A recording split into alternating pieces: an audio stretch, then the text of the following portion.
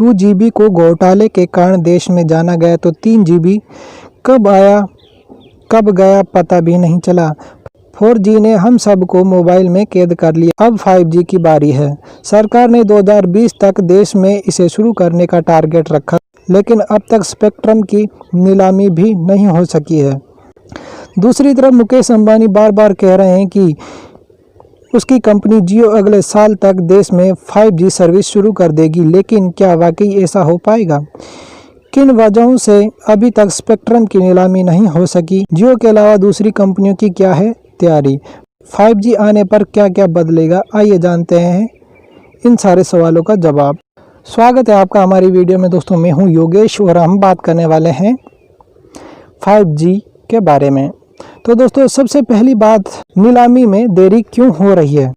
अगस्त 2018 में telecom regulatory authority of India TRAI ने 5G spectrum की नीलामी के लिए सिफारिश की।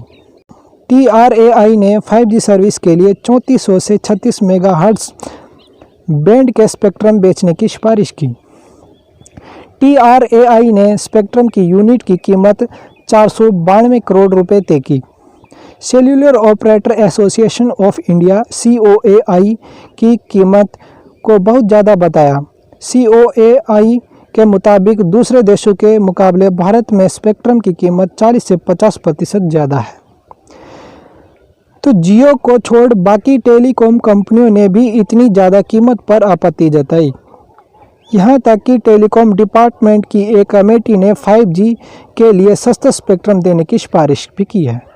TRAI की सिफारिश के आधार पर ही 2020 में 5G स्पेक्ट्रम की नीलामी शुरू होनी थी, लेकिन कोरोना की वजह से नीलामी शुरू नहीं हो सकी। अब 2021 में नीलामी शुरू होगी।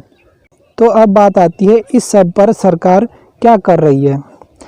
स्पेक्ट्रम की इतनी ज़्यादा कीमतों पर टेलीकॉम कंपनियां और टेलीकॉम एक्सपर्ट ने चिंता जताई है, लेकिन TRAI इन कीमतों को सही बता चुका है।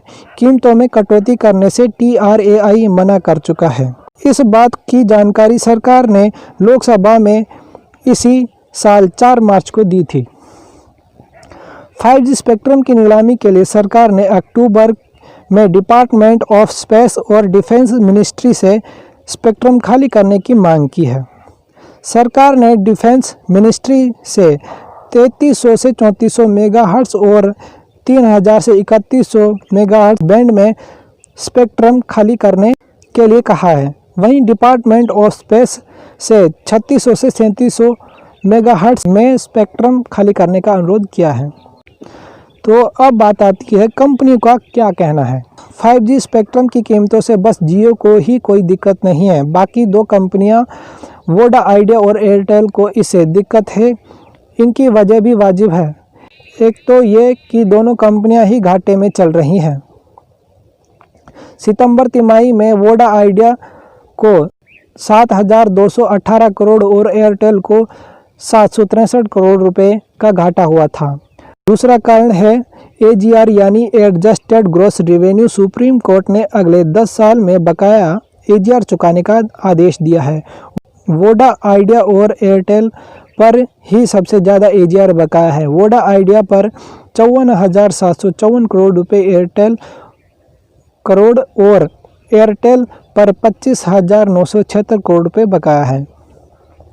इतना ही नहीं, सितंबर 2020 तक एयरटेल पर 88,251 करोड़ रुपए, वोडा आइडिया पर 1.14 लाख करोड़ रुपए का कर्ज भी है। इतना कर्ज होने के कारण ये कंपनियां 5G स्पेक्ट्रम नहीं खरीद सकती।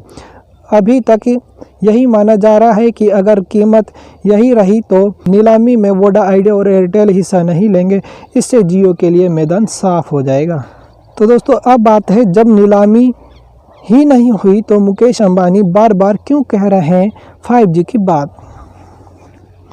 मुकेश अंबानी ने हाल ही में इंडियन मोबाइल कांग्रेस में अगले साल की दूसरी छमाही में 5G लॉन्च करने की बात कही है। इससे पहले भी वो कई मौक़ों पर 5G लॉन्च करने की बात कह चुके हैं। ऐसा कहने हैं कि कुछ वजह भी है। पहली वजह तो यही है कि सितंबर 2016 में ही सबसे पहले 4G लेकर आई थी और अंबानी चाहते हैं कि 5G भी सबसे पहले उनकी ही कंपनी लॉन्च करे। और दूसरा ये कि जियो लगातार 5G टेक्नोलॉजी पर काम कर रही है। पिछले महीने ही जियो ने अमेरिकी कंपनी क्वालकॉम के साथ मिलकर अमेरिका में 5G का सफल ट्रायल किया। उस समय कंपनी ने दावा किया था कि अमेरिका में 5G पर 1 Gbps से ज़्यादा की स्पीड मिल रही है। तीसरी वजह यह है कि देश में जियो को छोड़कर बाकी टेलीकॉम कंपनी की हालत ठीक नहीं है। एक्सपर्ट का यह कहना है कि जियो ने जब 4G की शुरुआत की थी तभी 5G के हिसाब से सेटअप कर लिया था, इसलिए जियो को अब ज़्यादा खर्च करने की भी ज़रूरत नहीं पड़ेगी। तो क्या जियो वाकई अगले साल तक 5G लॉन्च कर देगा? मुकेश अंबानी और जियो का तो यही कहना है, लेकिन एक्सपर्ट इससे अलग राय रखते हैं। एक्सपर्ट का मानना है कि 2022 से 2023 से पहले आम लोगों के लिए 5G का आना इतना आसान नहीं है। ऐसा इसलिए है क्योंकि 5G के लिए अभी हमारे देश में बुनियादी ढांचे की कमी भी है। 5G कनेक्टिविटी के 80% मोबाइल टावरों को नेक्स्ट जनरेशन ऑप्टिकल फाइबर से लेस करने की ज़रूरत होगी।